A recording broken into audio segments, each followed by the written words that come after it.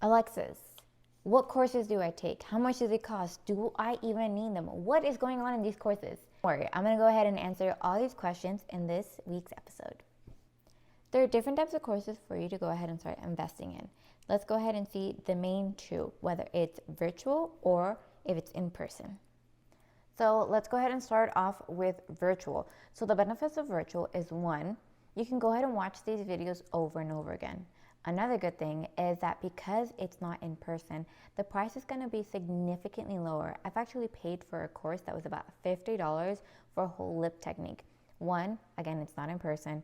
They're not going to be using products X, Y, and Z, why it's so much more convenient. Also, talking about being convenient, you're going to be able to watch it at home, so you don't have to travel anywhere, so you don't have to think about those expenses. Let's go over the cons about virtual. One of the cons is that because it's going to be virtual, you won't be able to see every single angle to whatever techniques are being portrayed. You only get that view of whatever the camera is portraying.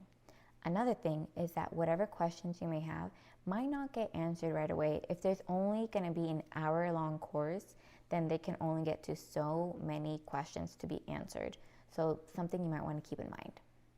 Next, let's go over in person. So some of the benefits that I love about in-person classes is that one, it's a lot more personal. You get to be interacting with the students and professors at the same time. In addition to that, you are able to network yourself because you're talking to them and because you're going to be talking to students. Don't ever underestimate students. Sometimes these can be your medical directors, or if they're hiring at the same time, hey, you're starting to create collaborative work with them. So another benefit that I love is that if you're in a big enough class with different instructors, you get to see different techniques. Everybody has their own niche as to how they do it, whether they're doing vertical or horizontal lines when they're doing their lips. Different techniques to how to help combat like the pain of patients. For example, if they're doing tapping versus if they're going ahead and doing the little beauty bar. There's various different ways that you can go ahead and see that being done. Another thing is that if you have a whole lot of questions, guess what? You have a whole lot of instructors to go ahead and answer those questions that you have. Now, let's go over the cons. So the biggest one is that it's really expensive. Maybe a couple hundred, but for sure going up to a couple thousand. I've known some people that spend maybe I want to say $10,000 on these courses. And that's just the course itself. That's not the lodging, that's not the food, anything else like that. So let's go ahead and view another con. Is that if the course's attendance is way too big, it might not be as personal as you would like it to be. Because if it's just one student to one teacher, yeah, you'll get it good. But if it's 10 students to one teacher, it starts to get a little bit more difficult. And you might not get to be asking as many questions as you would like to. Okay, now let's go ahead and do some research together. The number one thing you want to go ahead and be doing is see what is around your area, if there's any good courses. If there is not, start implementing that into your budget as to your travel expenses. Next, you want to see what kind of courses is it going to be. Is it just going to be neuromodulators like Botox, Dysport? Is it going to be derma fillers, Juvederm, Restylane? Or if it's going to be comprehensive, which is indicating that it's going to be both neuromodulators and fillers. This is obviously going to be changing the price as to how much the course will be. So on the subject about costs, we're going to be breaking it down. One, obviously we have to know how much the course is going to cost. Two, we need to be knowing as far as if we have to drive there, if we have to fly there, if there's nothing in our immediate area. Three, if it's not in our immediate area, then we have to think about the lodging. And then four, which is my personal thing, is how much are we going to be investing in our food? Now that you have a list of all the courses you're thinking about taking, go ahead and make a pros and cons to them. In addition to that, go ahead and start reviewing what all the other students that have taken these courses, what they have said on their social media, on their Instagram, literally anything that you can find about these courses, so that way you can see the true pros and cons of it. Now, do you need these courses? Honestly, it will look very good on your resume because it shows that you're doing the initiative of starting your own career. But is it necessary?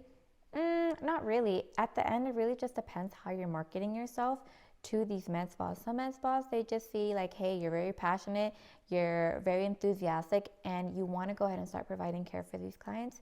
They'll go ahead and they'll be training you. Aesthetics is different than being a hospital bedside nurse. Why? Because usually hospitals will pay, if not all, but most of the courses that are needed to go ahead and further your education. In aesthetics, if you want to further your techniques and aesthetic eye, you have to invest into yourself. So that's out of pocket cost. Let me share with you some of the courses that I went ahead and took. My jumpstart was basically at NEMA, where I learned neuromodulators and fillers, the beginning of everything. Basics is where I'm getting at. In addition to that, my med spa would go ahead and send me out with local injectors to see how they do their certain techniques. And then the latest one that I just did was with Allergan Medical Institute, which I highly recommend. If you're at a med spa right now or a new injector, if you tell your med spa like, hey, can you go ahead and send me out to these courses, because they're really, really good. While I was still applying to go ahead and be hired at med spas, I did so many virtual classes.